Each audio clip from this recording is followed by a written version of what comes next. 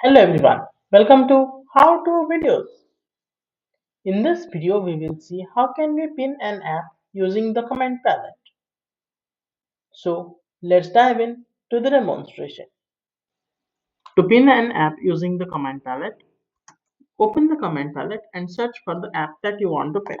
I want to pin the Notepad++ application. So I choose the Notepad++ application, go to the more options and hit pin.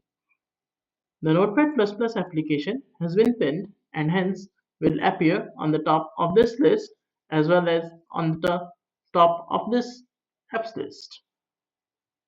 Now, in order to unpin, go to the more options and then unpin.